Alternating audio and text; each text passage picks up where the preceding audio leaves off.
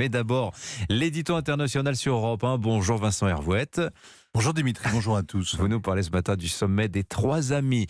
Joe Biden et ses deux voisins, le Canadien Trudeau, le Mexicain López Obrador, étaient réunis hier, décidés à travailler ensemble, notamment pour aider Haïti. Oui, Haïti n'est plus au bord du précipice, il y est tombé et ne s'est pas relevé. L'État ne tient plus tête aux gangs, tout simplement parce qu'il n'y a plus d'État. Le président a été assassiné par un commando il y a 1 an et demi et personne ne l'a remplacé. Depuis hier, première historique à Port-au-Prince en 200 ans, il n'y a plus aucun député ou sénateur élu. Les 10 derniers ont fini leur mandat et ils n'ont pas de successeur. Les élections les plus récentes remontent à 2016. Et à l'époque, il y avait eu moins de 20% de participation. Et pour cause, les bandits de grand chemin achetaient leur siège pour avoir l'impunité. En Haïti, politicien n'est pas une vocation, c'est une protection. Le Canada et les États-Unis ont sanctionné le président de ce Sénat sans sénateur, qu'ils accusent de lien avec le trafic de drogue. Lui dénonce une calomnie, mais il a de mauvaises fréquentations. Dimanche, sa voiture blindée est encore tombée dans un guet-apens et il a été blessé par balle. La justice haïtienne observe la farandole des scandales, mais se garde d'intervenir. Magistrat commence comme martyr, mais ça s'arrête là. Il n'arrête personne, surtout pas les narcotrafiquants. On a compté 857 enlèvements crapuleux en 2022.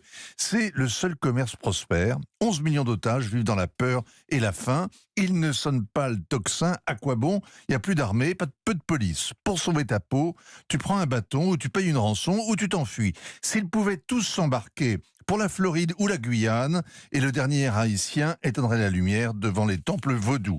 Hier, c'était d'ailleurs le jour du vaudou. Il n'y a que les Blancs qui haussent les épaules devant pareille coïncidence. En tout cas, Biden, Trudeau et Obrador ont choisi pour Haïti une politique de mort-vivant. En effet, ils n'ont pris aucune décision concrète hier. Mais ils sont d'accord pour discuter des moyens d'aider à stabiliser Haïti. Alors c'est le vocabulaire de la médecine d'urgence, mais c'est l'ordonnance d'un médecin légiste. Si les États-Unis le pouvaient, ils plongeraient Haïti dans une cuve de formol. On peut les comprendre. Leur colonisation a été un échec sanglant. Sous Reagan, ils ont aussi testé le régime change et ils ont viré le tyran Duvalier. La CIA a joué ensuite avec les gouvernements putschistes comme avec des cubes. Ça s'est terminé avec un curé défroqué adepte de la théologie de la libération dont la gauche s'était entichée et qui a instauré le peuple en armes. Ensuite, les casques bleus ont répandu des milliards et le choléra. Un tremblement de terre a rasé la capitale et la kermesse humanitaire a accompagné la descente aux enfers. Le pays le plus pauvre de l'hémisphère nord est livré aux démons. Des milliers de migrants tentent de fuir cette île de malheur. Ça ne peut pas durer, mais ça dure. Les Américains hésitent à envoyer des troupes. L'eau chat échaudé craint l'eau tiède. Le Canada rechigne à diriger une force de police multinationale. Il n'y a que des coups à prendre. Et dans ce concours de lâcheté, la France se fait discrète. Elle aurait peut-être envoyé une délégation parlementaire, mais il n'y a plus personne pour l'accueillir.